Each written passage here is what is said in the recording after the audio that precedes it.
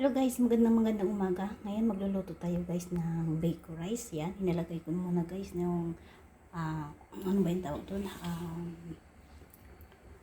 Ham. Ito yung ham guys. Ito yung luncheon meat, rice. Siyempre yung ating oil, huwag kalimutan. Ayan, habang gumagawa na ako guys yung aking sauce para sa aking baked rice. Ayan.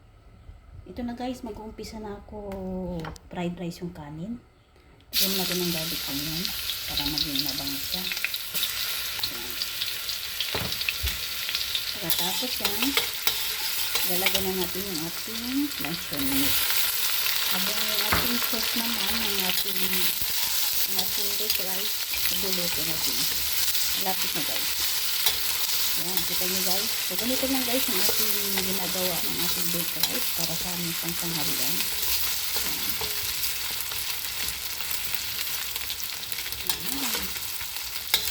Diba? Kita nyo guys. At syempre yung ating ham. Yun. Yan yung ating ham guys. Ilagay ko lang guys. Isalin ko lang lahat. Okay.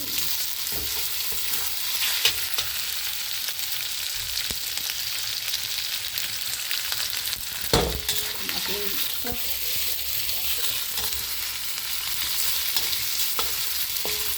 Ano ba? Basta lang natin yung ating kanin. Yan. Bagong luto yan guys. Kasi wala akong leftover na kanin. So, ito lang guys. Para sa ating baked rice. Yan. Mahirap pag isang kamay lang hawak ko yung isang kamay si guys. So, mamaya konti guys. Kasi sa inyo guys ha. Dali lang. Ito na guys. Yung ating ham. Ayan. Malapit na guys maluto guys yung ating fried rice. Mamaya luluto natin sa ating tawag doon, sa ating bake. Ayan, mamaya konti guys. Ito na guys, gumagawa na ako guys ng ng sauce para sa aking baked rice. Ayan, yung aking kanin okay na din. So, mamaya ilalagay ko na guys sa Pyrex at ipapasok na natin sa oven. Yan, pakita ko sa inyo guys. Yan. Yan, ito na guys. Kinuha ko na guys yung tawag nito, yung aking selfie stick para pwede ko na ipakita sa inyo kung paano ko ginawa yung aking baked rice. So, sa ngayon, yung pinakita ko sa inyo guys na ginawa ko yung sauce. So, maglalagay muna ako dito.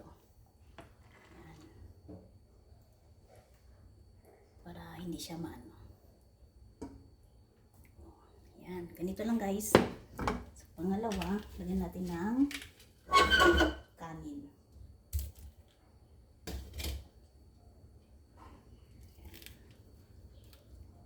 Ganito lang guys. Yan, kita nyo guys. So, press nyo lang. Yan. Tapos, bigyan na natin yung ating cheese. Kompleto na yan guys. Yung kanin ko, meron na yan ham, meron na yan luncheon meat. Yan, at ito naman yung cheese. Yan, kita nyo guys. O, diba? At ilalagay natin ulit yung ating pangalawang sauce ulit. Para siya. Para mamaya, pag naluto na yan guys, makita nyo. So, version ko lang to guys. At nagustuhan naman nila, masarap daw. Kaya, bumalik sila ulit sa akin. Yan. Lagyan natin ulit ng kanin.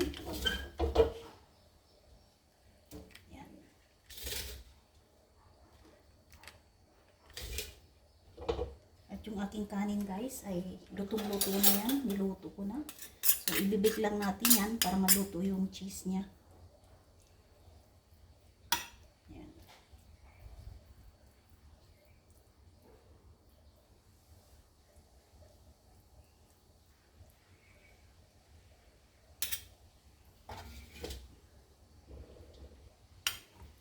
Yan. Takpan lang natin. O, diba? At syempre, lagyan na naman natin ang ating cheese. Yan, si Michael tumatawag pa. Yan guys, malinis yung aking kamay. Hinugasan ko na lahat bago ko. At syempre guys, huwag natin kalimutan lagyan ulit ng ating cheese. At cheese yung ating sauce ulit. Ito yung last.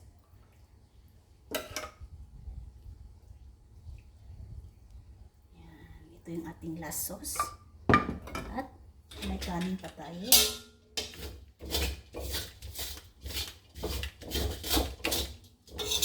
Yan, ilagay na natin lahat. Ay. Huwag na to.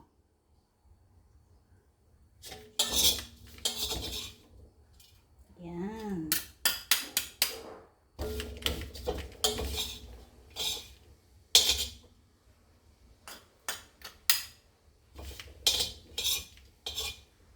Taran! So, nandito na lahat guys.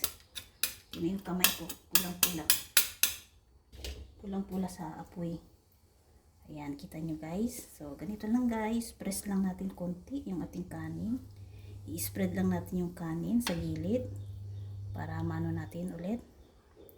Ayan. Nakita nyo guys, may ham na yan. May luncheon meat. Yan. Tapos, may gatas na yan.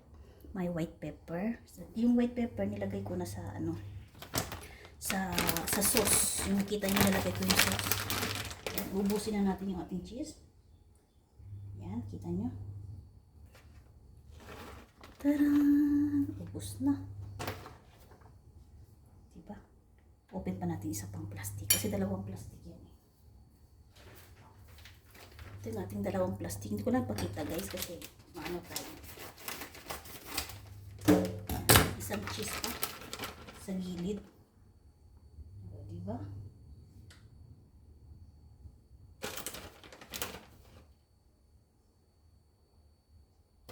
One more. Yun, tama na. Kita nyo guys. Hindi tipid yan guys. Halos todo yan. Walang tipid-tipid dito guys. Ada mo. Yan, dami na guys, diba? Mamaya konti, initin na natin yung ating oven.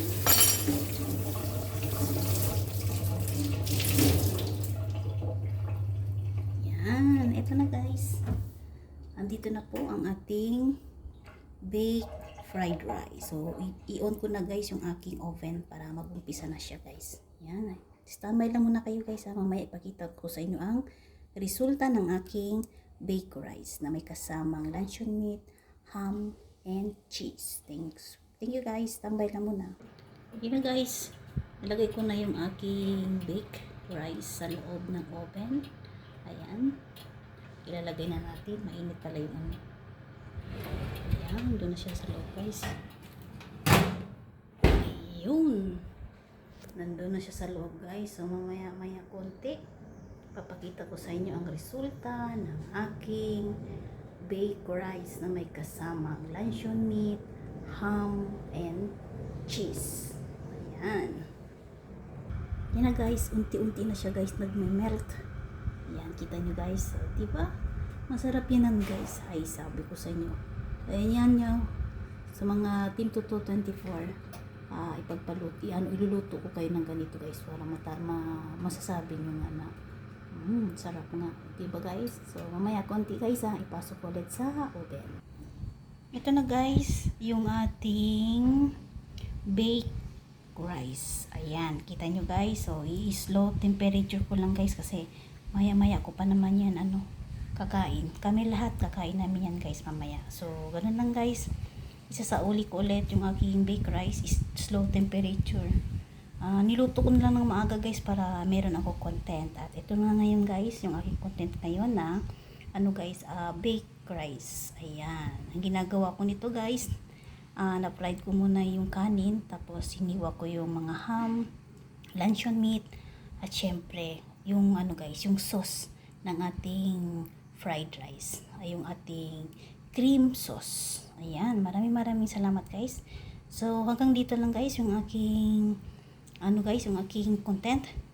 So, habang yung aking chicken guys, drumstick na hindi pa tapos. Ayan guys, maraming salamat and God bless everyone. Yan, nilagay ko muna guys sa loob kasi mamaya pa naman na kakainin namin. So, yung slow temperature ko lang guys para hindi masunog yung aking baked rice with cheese. At syempre yung ating drumstick na chicken. Ayan, mamaya pa yan guys. So, slow fire ko na lang guys. So, ganun lang guys. Maraming salamat and God bless everyone.